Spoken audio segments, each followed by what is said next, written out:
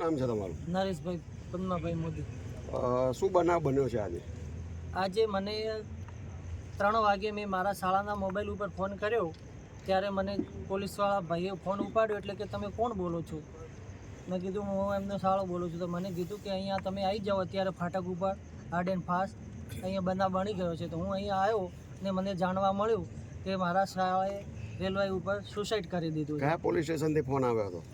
Police station નહીં, ત્યાં આગળ ત્યાં કોઈ બી અધિકાર હાજર હશે એમને મને ફોન મેં એમને ફોન કયા વિસ્તારમાં? વટવા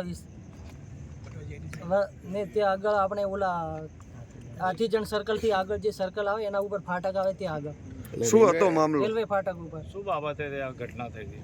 બાબતમાં એવું છે કે મારા શાળાઓ છેલ્લા અમુક સમયથી ત્યાં આગળ મ્યુનિસિપલ કોર્પોરેશનના માણસો ત્યાં આગળ હેરાન પરેશાન કરતા હતા છેલ્લા, અને અમુક અત્યારે સીલ મારી દીધું હતું 7 દિવસથી, છેલ્લી 20 તારીખનું. અને એના પછી ત્યાં આગળના અધિકારી જે બહુ ટોર્ચર કરતા હતા, રોજ અવારનવાર આવતા અને સીલ મારીને બહુ પરેશાની, અને આગળ તને આમ કરી નાખશું ને પોલીસમાં પુરાવશું ને આવી રીતની ધમકીઓ અને રૂપિયાની માગણી કરતા હતા. તમારા શાળા શું ધંધો કરતા હતા? એ ડિસ્પોઝેબલનો ધંધો કરતા હતા. કયા મ્યુનિસિપલ કોર્પોરેશનના કયા અધિકારી આવ્યા હતા? કયા ઝોનમાંથી આવ્યા હતા? પૂર્વ ઝોન વિરાટનગર માંથી આવ્યા હતા. વેસ્ટ ઝોનના કિશોર લોકેન્દ્રસિંહ રાઠોડ સાહેબ કરીને છે, એ આવે અને ખુદ પોતે એમના હાથે સીલ મારી ગયા અને ધમકીઓ આપી ગયા અને માલ બી લઈ ગયા હતા. અને એવું બી કહી ગયા હતા કે તું જોઈ લેજે, તારે તો બધું ચડ્ડી બી ઉતારી નાખીશું. આવી રીતની અભદ્ર ભાષાઓ અને ગાળો બી બોલેલી. એટલે રૂપિયાની માંગણી કરેલી તમારા શાળાની?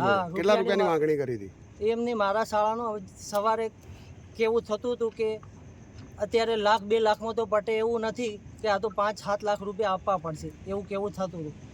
તો મેં એમને કીધું એટલા બધા થોડા રૂપિયા આપણે આપવાના હોય. તમારી ફરિયાદ પોલીસ સ્ટેશનમાં લેવાય કે નહીં? મારી ફરિયાદ અત્યારે અમે વટવા જીઆઈડીસી પોલીસ સ્ટેશનમાં જ છીએ, પણ કોઈ ફરિયાદ લેવા માગતું નથી. અત્યારે એમનું કહેવું એવું છે કે અમે ખાલી અરજી જે લઈશું, પોલીસ ફરિયાદ લેવા માગતા નથી. અને અમારું કહેવું એવું છે કે જ્યાં સુધી પોલીસ ફરિયાદ લેવાશે નહીં તો અમે એમની બોડી સ્વીકારશું નહીં. અને અમે અત્યારે 100 નંબર ઉપર બી ફોન કરી દીધેલ છે.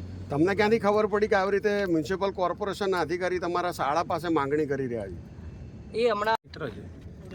શું બનાવ બન્યો છે? તમારી જોડે કોઈ માહિતી એ છે કે જે સમયે 20 તારીખે એની દુકાન સીલ મારેલી હતી, બરાબર, જે લોકેન્દ્ર સાહેબ છે બરાબર, સોલિડ વેસ્ટના, એ સાહેબ આવીને એની દુકાન સીલ કરી હતી, બરાબર. ત્યારબાદ બરાબર ડમ્પિંગ પ્લાન્ટ છે આપણે વસ્ત્રાલ, બરાબર, વસ્ત્રાલ લઈ ગયા હતા માલ, અને અમને બી ત્યાં બોલાવ્યા હતા. તેની ઓફિસમાં બોલાવીને અમને એણે ખુલ્લી ધમકી આપેલી છે કે હજી બી તારું બીજું ગોડાઉન મળશે એટલે તારી ગાંડ મારીને હવાડી જેવી કરી દેવામાં આવશે. આવી ધમકીઓ આપેલી છે, અને ત્રાસથી આજે આ પગલું એણે ભરેલું છે. તમારા મિત્ર પાસે કોઈ રૂપિયાની માંગણી કરેલ એવું કોઈ માહિતી છે તમારી પાસે? મારી જોડે માહિતી છે, અમે જોડે જ હતા. માહિતી એટલે અમારી સાથે જ, મામી બંને સાથે જ, રોજ ડેલી સર્વિસ સાથે જ. કેટલા રૂપિયાની માંગણી કરેલી? આ જે નરેશભાઈ જે વાત કરી પ્રમાણે 1-2 લાખ રૂપિયાની માંગણી કરેલી છે. ઓકે.